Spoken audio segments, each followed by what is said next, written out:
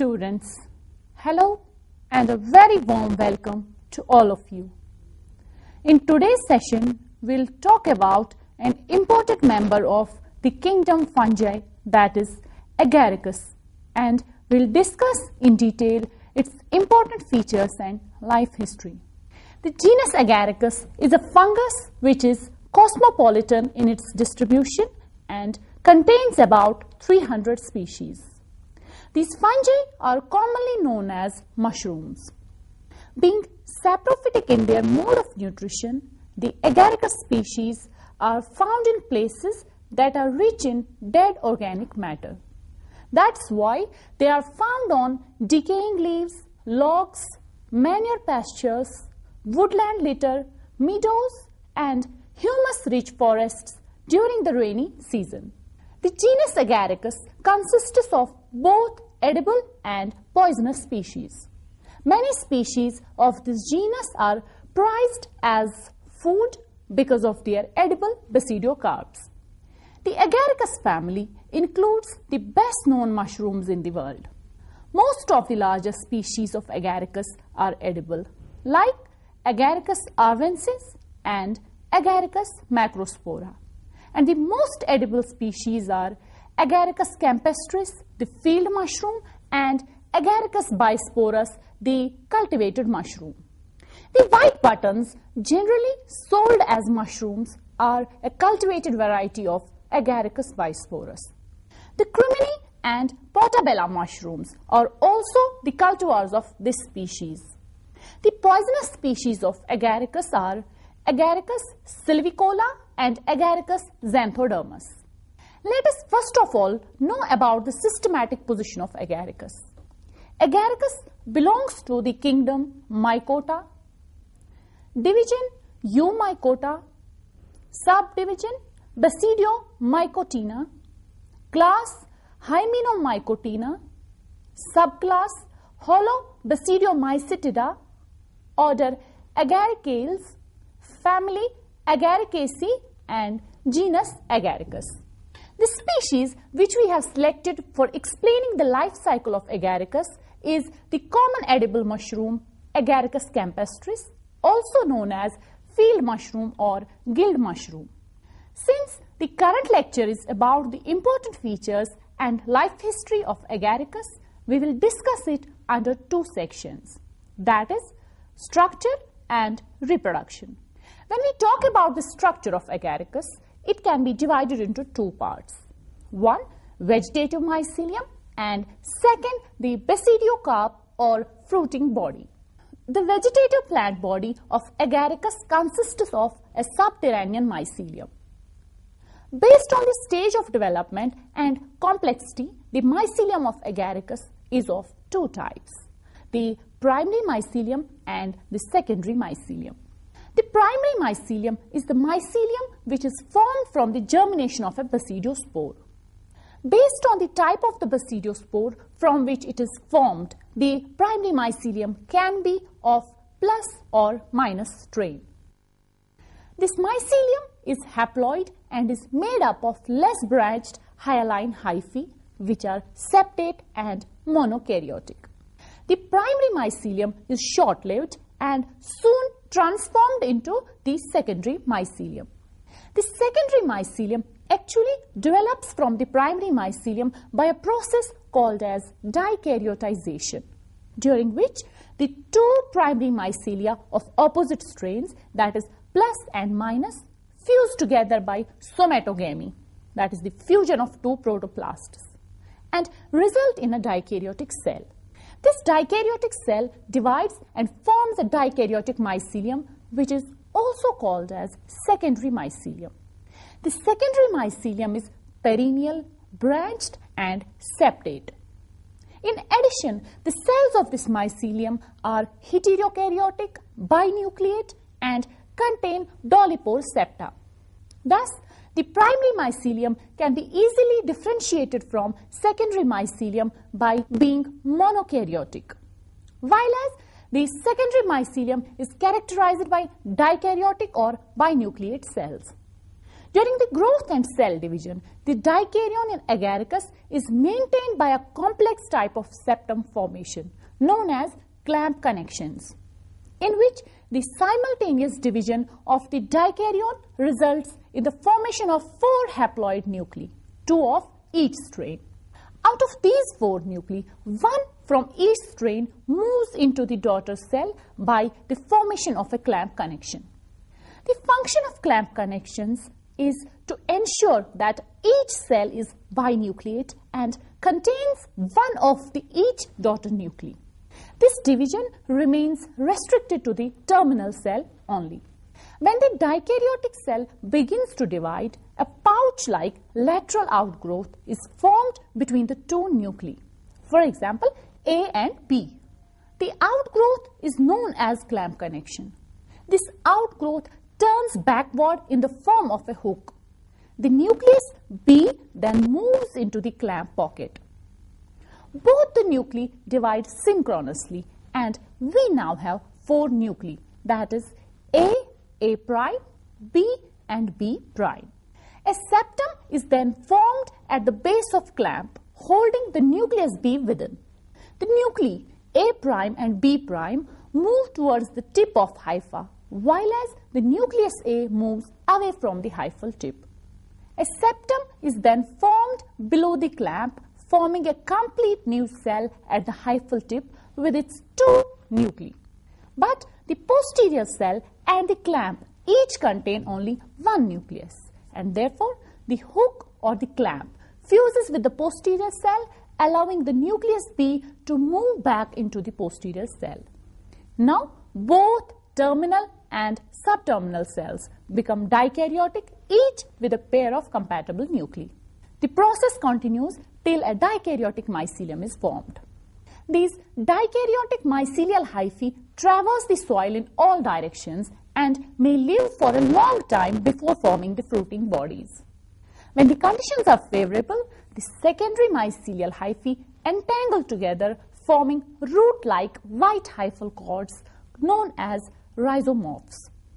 Rhizomorphs then develop into fruiting bodies or basidiocarps that are commonly known as mushrooms. Dear students, let's now look at the structure of a basidiocarp.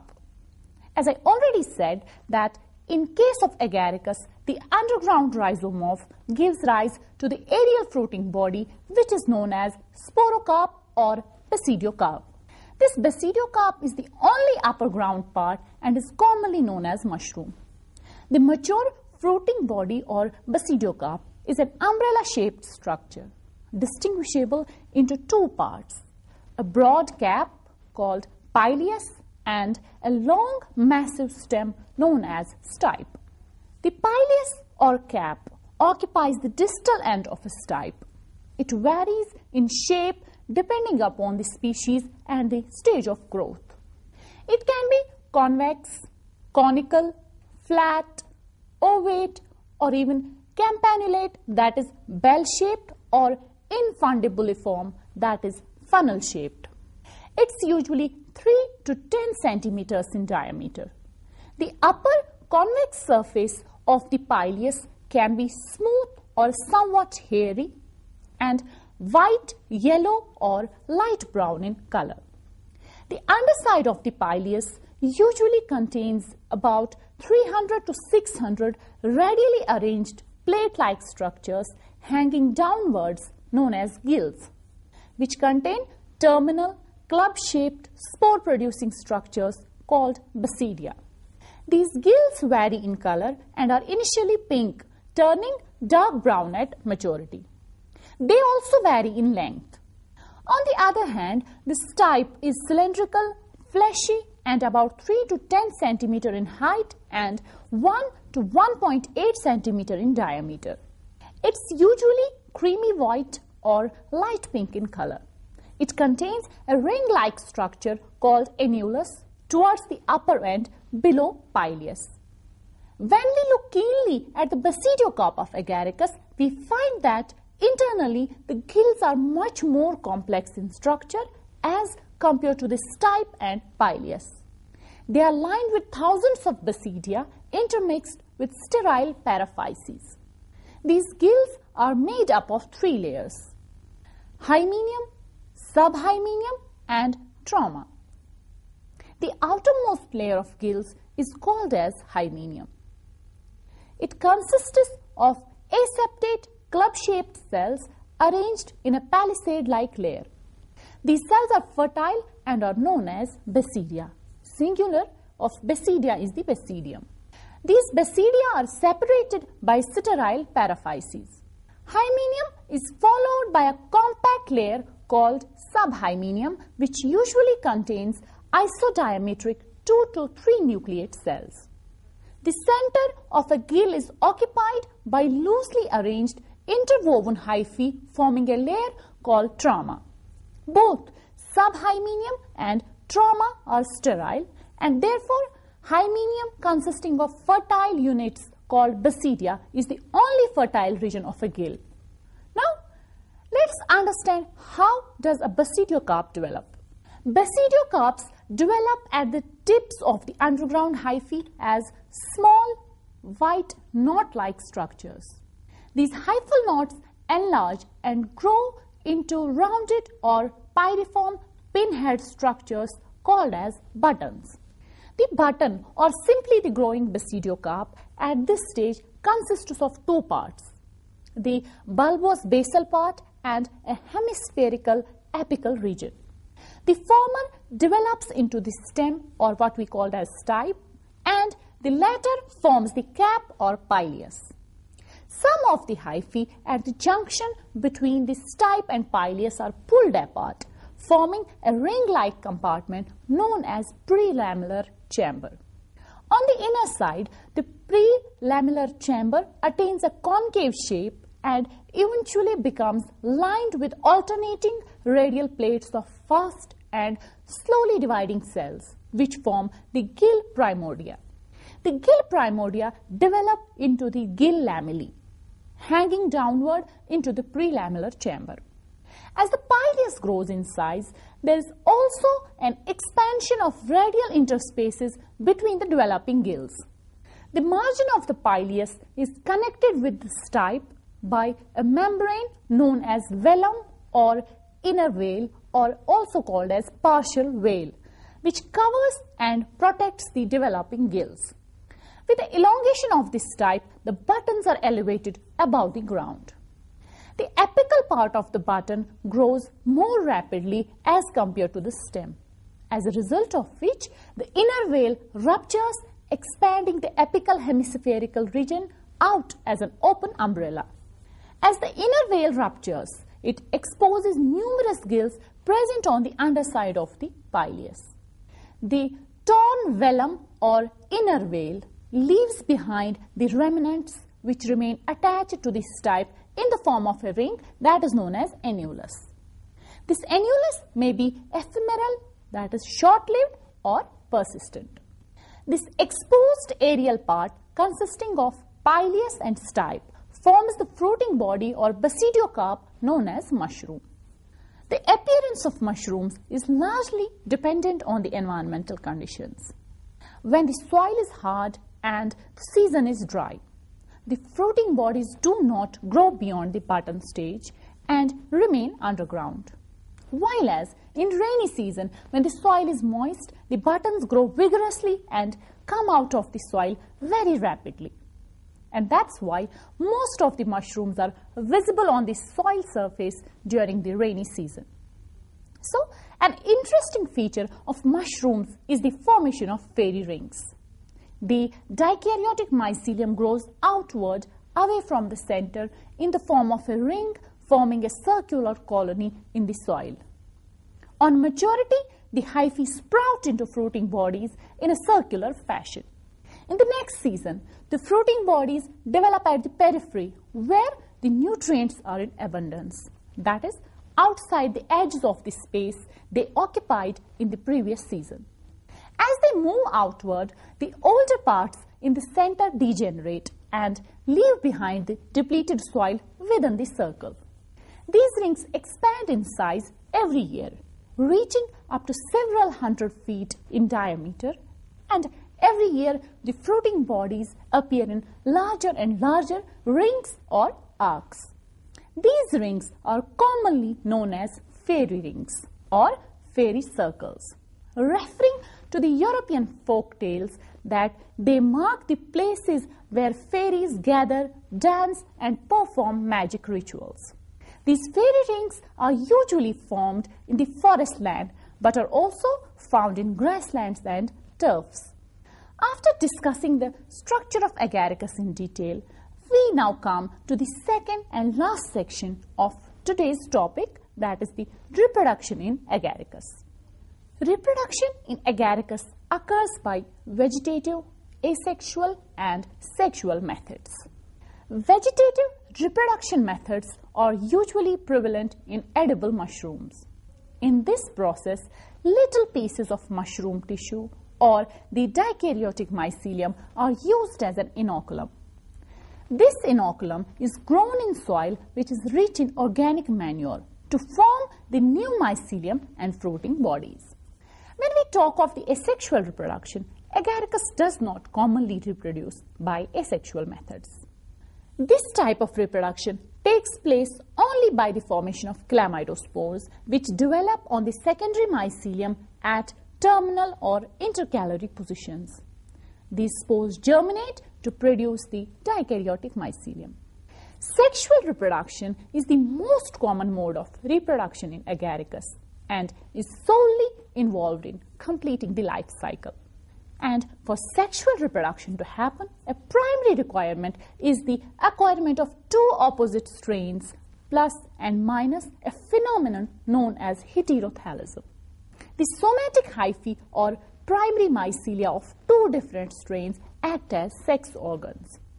The process of sexual reproduction in Agaricus occurs in three steps: plasmogamy, karyogamy, and meiosis. Plasmogamy is the fusion of mononucleate protoplasts of the two mating types, resulting in the formation of a dikaryotic secondary mycelium. Karyogamy is the fusion of two nuclei to form a diploid zygote. Meiosis is the reduction division of the diploid nucleus of the zygote to form four haploid basidiospores.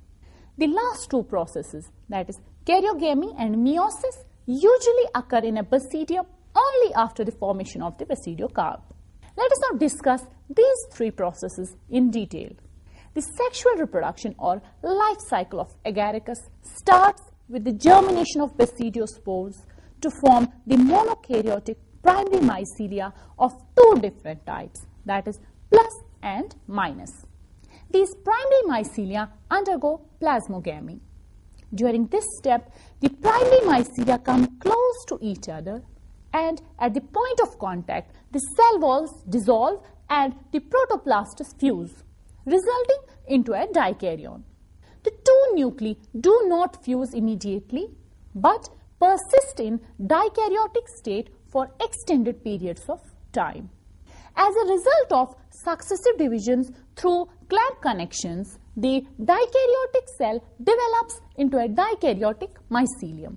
These dikaryotic mycelial hyphae traverse the soil in all directions and then develop into fruiting bodies or basidiocarps that are commonly known as mushrooms.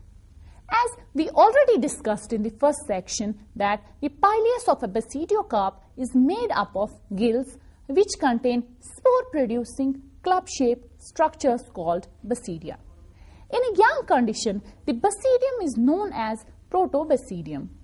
Since this protobasidium is dikaryotic, therefore it contains two haploid nuclei of opposite strains, that is plus and minus. Once the basidium matures, the two nuclei fuse with each other to form a diploid zygote. This fusion is called as karyogamy. Karyogamy is immediately followed by meiosis, resulting in the formation of four haploid nuclei. Out of these four nuclei, two are of plus strain and two of minus strain. In the meantime, four small peg-like projections or outgrowths are formed at the distal end of each basidium. These tubular outgrowths are called as sterigmata. The tip of each sterigma becomes swollen and a vacuole is formed near the base of each basidium. This vacuole enlarges and pushes the protoplasm into the swollen parts of sterigmata. Once the swollen tips of sterigmata attain full size, a nucleus migrates into each of it. Each swelling at the tip of a sterigma is mononucleate, and it ultimately matures into an oval pinkish-purple basidiospore. Therefore, each basidium gives rise to 4 haploid uninucleate or mononucleate basidiospores. A small projection is formed at the junction between basidiospore and sterigmata, which is called as hilar appendix, due to which the basidiospores are placed slightly oblique at the sterigmata. After this, the basidiospores need to be dispersed. So, we will now discuss the dispersal of basidiospores. The spores remain within the basidium until physically dispersed. Once the basidiospores are mature, a liquid droplet known as hilar droplet appears at the hilar junction, lifting the basidiospore at its top. This liquid drop actually enlarges up to 1/5 of the size of the spore. This enlargement creates a tension, and with this, the spores are shot away from sterigmata in a rapid succession. Once the basidiospores are released from the basidiocarp, they fall on the ground. Under favorable environmental conditions, each basidiospore germinates by producing a germ tube. This marks the beginning of a new cycle. The germinating basidiospores eventually develop into a monokaryotic primary mycelium, which can be of plus or minus strain depending upon the strain of the basidiospore. The primary mycelia with single haploid nuclei soon transform into dikaryotic secondary mycelium by somatogamy, and the process continues.